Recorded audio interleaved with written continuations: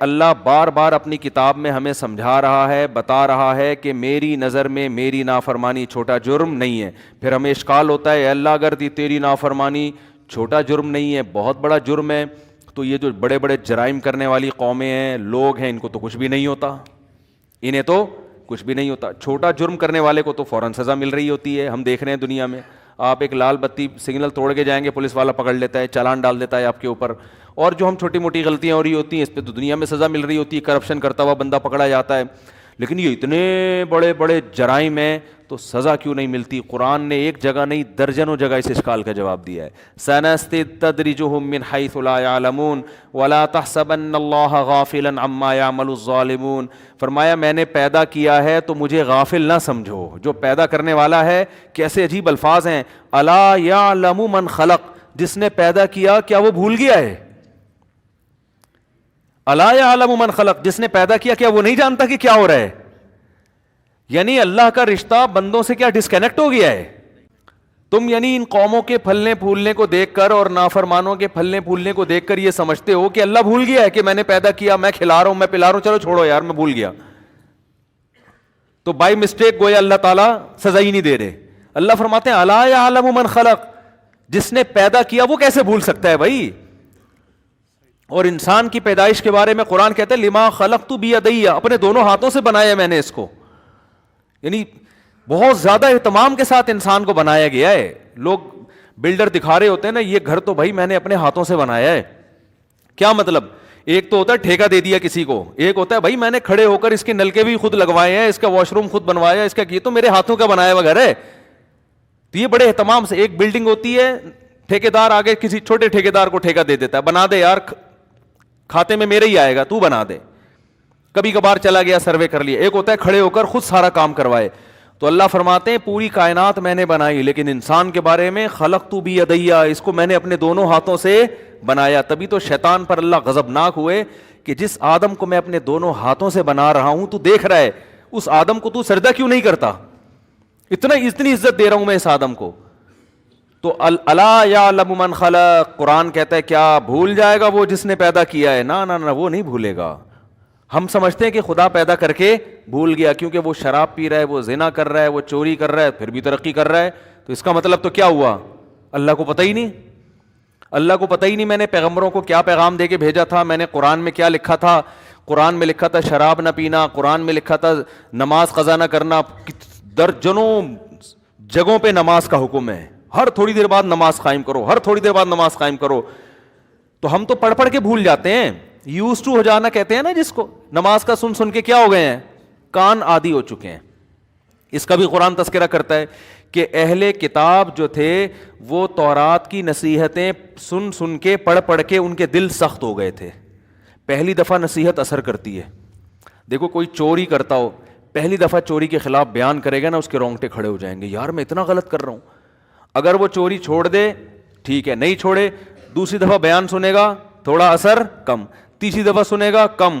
ایک وقت آئے گا، اور چوری اسی طرح کرتا رہے، ایک وقت آئے گا چوری کے خلاف بیان کا اس پہ قطعاً کوئی اثر نہیں، بلکہ ہنسے گا وہ، یار یہ کیا پرانے قصے لے کے بیٹھ جاتے ہیں، یہ کیا پرانی باتیں ہیں یار. تو قرآن کہہ رہے یہود و نصارہ کے ساتھ یہی ہوا تھا. الم یأن للذین آمنوا، یہ واقعہ ہے فضیل ابن عیاض. بس یہ واقعہ بیان کر کے بیان ختم کرتا ہوں. فضیل ابن عیاض رحمہ اللہ تعالیٰ، ان کو بیٹھے معذور ہے وہ، فضیل ابن عیاض رحمہ اللہ تعالیٰ یہ پہلے بہت ہی مالدار تھے اور عیاش زندگی گزارتے تھے یہ. تو کیا ہوا ہے کہ یہ کہیں جیسے ہوتا ہے نا پروگرام ہوتے ہیں رات کو باندیوں کے نچانے کے، شراب کباب کے، پہلے زمانے میں بھی کچھ عیاش لوگ جمع ہو جایا کرتے تھے. تو مختلف واقعات ان کے حوالے سے سیرت کی کتابوں میں لکھے ہوئے ہیں. تو ہو سکتا ہے واقعہ سنانے میں مجھ سے غلطی، کیونکہ مجھے بھی یہ پڑھے ہوئے 25-30 سال ہو چکے ہیں. تو کسی عالم کو اعتراض ہو سکتا ہے نہیں یہ واقعہ یوں نہیں، یہ واقعہ یوں ہے، تو ہو سکتا ہے، لیکن اصل جو بات ہے وہ اس کو فوکس کریں. تو کہیں یہ جو ہے نا وہ موسیقی کے آلات لے کے بجانا شروع کیا انہوں نے. ایک دم آواز آئی، الم یأن للذین آمنوا ان تخشع قلوبهم لذکر اللہ وما نزل من الحق ولا يكونوا كالذین اوتوا الکتاب من قبل فطال علیہم الامد فقست قلوبهم. قرآن کی آیت ہے 28ویں پارے کی.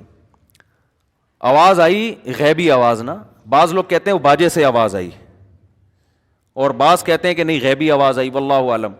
آواز آئی, یہ شراب کباب میں نا اس میں جو عیاشی کی نیت سے جیسے ہوتا ہے نا سارنگی لے کے بجانا شروع کر دینا, تو آواز ایک دم آئی کہ کیا ایمان والوں کے لیے ابھی تک وقت نہیں آیا کہ اللہ کی یاد سے ان کے دل دہل جائیں, قرآن سے ان کا دل پہ اثر ہونا شروع ہو جائے.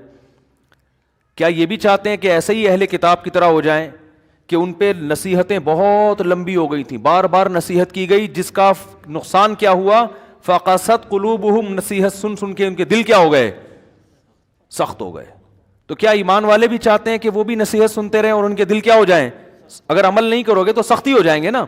تو قرآن کا انداز یہ, قرآن کہہ رہا ہے الم یعنی, کیا ابھی تک نصیحت قبول کرنے کا ٹائم نہیں آیا, اب کب کرو گے نصیحت قبول. فوراً انہوں نے کہا قد آنا یا ربی, اے میرے رب آ گیا ہے وقت. بس ان کو احساس ہو گیا کہ یہ غیبی آواز کس کی طرف سے ہے, اللہ کی. مجھے تنبیہ ہوئی ہے, انہوں نے کہا قد آنا ہے, اللہ بس آ گیا, میں مزید اب ڈیلے نہیں. ان کو ڈر لگ گیا نا کہ دیکھو اسلامی ماحول تھا نا, نصیحتیں تو سنتے رہتے تھے, علماء سے بھی واعظین سے بھی, ہر جگہ نصیحتیں ہوتی بھی, شراب کباب موسیقی کے آلات یہ سب چیزیں شریعت کے خلاف ہیں, آخرت ہے تو, لیکن اثر نہیں ہوتا انسان پہ. آدمی کہتا ہے یار کل سدھر جاؤں گا, کافر تو نہیں تھے تو مسلمان, یار کل ٹھیک ہو جاؤں گا, پرسوں ٹھیک ہو جاؤں گا, بعد میں ٹھیک, ابھی جوانی گزرنے دو. تو جب یہ آیت آئی نا کہ بھائی ٹھیک نہیں ہوگے, دل سخت ہو جائیں گے, نصیحت اثر کرنا چھوڑ دے گی, انہوں نے فوراً کہا قد آنا یا ربی, اے رب وہ نصیحت کا وقت آ چکے. فوراً وہ آلات اپنے پھینکے اور پھر عابد الحرمین کے لقب سے مشہور ہوئے. انہوں نے کہا میں نے جتنی زندگی گناہوں میں گزاری ہے میں اس کی تلافی کروں گا, اس نقصان کا میں ازالہ کروں گا. حرم میں بیٹھ کے اللہ اللہ کیا کرتے تھے, اور بہت مشہور بزرگ گزرے, ان کا بڑا تذکرہ ہے. انہی کو عبداللہ ابن مبارک نے خط لکھا تھا, یہ بہت اللہ والے تھے نا, حرم میں اعتکاف میں رہتے تھے, بہت عبادت کرتے تھے. تو عبداللہ ابن مبارک ان کے دوستوں میں سے تھے. وہ کیا کرتے تھے, 4 مہینے جہاد میں لگاتے تھے, 4 مہینے تجارت میں, 4 مہینے علم میں, اور 4 مہینے جہاد میں. وہ ان کا یہ, تو وہ جہاد میں جا کے انہوں نے اپنے دوست کو خط لکھا کہ یا عابد الحرمین لو ابصرتنا لعلمت انک بالعبادت تلعب, اے حرم میں بیٹھ کے عبادت کر, ان کا لقب بھی تھا عابد الحرمین, اے عابد الحرمین, حرم میں عبادت کرنے والے, اگر تو ہمیں دیکھ لے, لعلمت انک بالعبادت تلعب, تو تجھے لگے گا کہ تو صرف ایک کھیل کر رہا ہے.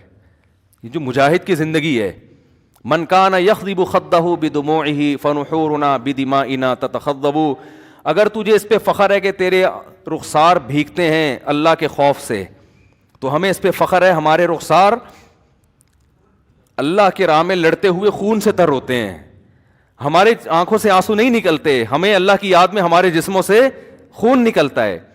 وَلَقَدْ أَتَانَا مِن مَّقَالِ نَبِيِّنَا لَيْسَ الشَّهِيدُ بِمَيِّتٍ لَا يَكْذِبُ, ہمیں ہمارے پیغمبر کی خوشخبریاں پہنچ چکی ہیں کہ اگر ہم اس راہ میں قتل ہو گئے تو ہمیں میت کہنے کی بھی اجازت نہیں ہے.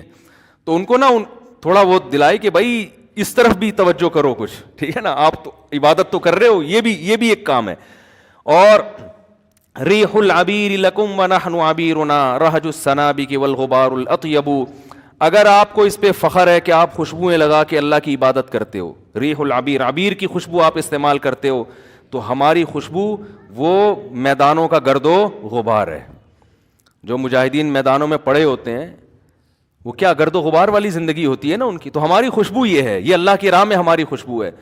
تو فضیل ابن عیاض کے پاس جب یہ خط گیا ہے نا, ہمارے فرمایا کرتے تھے آج کسی صوفی کے پاس ایسا خط جائے وہ پھاڑ کے پھینک دے گا, بولے گا چلو وہ ہمیں نصیحت کر رہا ہے, بڑا آیا. تو وہ اپنے آنکھوں سے لگا کے رونے لگے اور کہا کہ انہوں نے بالکل سچ کہا ہے, یعنی ہم حرم میں بیٹھ کر اللہ اللہ کر رہے ہیں, لیکن ہم اپنے آپ کو تم سے افضل نہیں سمجھتے, کیونکہ تم اللہ کی راہ میں اپنا خون بہا رہے ہو. تو کتنے بڑے بزرگ, ان کا نام بڑے احترام سے لیا جاتا, بھارت بڑے اللہ والے بزرگ تھے. تو وہ کیوں, اس لیے کہ قرآن نے کہا کہ نصیحت بار بار ہوئی, عمل نہیں ہوا تو اس کا نقصان کیا ہوگا, نصیحت اثر کرنا ختم کر دے گی. تو اس لیے قرآن کیا جواب دیتا ہے کہ آپ غافل نہ ہوں ان سے, یوں نہ سمجھیں کہ اللہ پیدا کر کے بھول گیا ہے. اور دوسرا کہ اللہ نے حساب و کتاب کا ایک دن رکھا ہوا ہے, سب مر کے ختم ہو جائیں گے, یہ ایسا نہیں رہے گی دنیا جیسی ہمیں نظر آ رہی ہے. اللہ تعالیٰ ہمیں موت سے پہلے پہلے اس حقیقت کو سمجھنے کی توفیق عطا فرما دے کہ سب سے بڑا جرم کس کی نافرمانی ہے, خدا کی نافرمانی. اور اگر کسی سے ہو جائے تو فوراً توبہ کرے, پھر ہو جائے پھر توبہ کرے, پھر ہو جائے. یہ آپشن اللہ نے بڑا اچھا رکھا ہوا ہے کہ بار بار ٹوٹ جائے تو بار بار توبہ کرو. مایوسی کا حکم نہیں ہے کہ اب ہو گیا تو اب بھول جاؤ, نہ. آدم سے غلطی ہوئی توبہ کی تو تم سے 100 دفعہ ہو 100 دفعہ توبہ کرو. اللہ تعالیٰ سمجھنے کی عمل کی توفیق عطا فرمائے.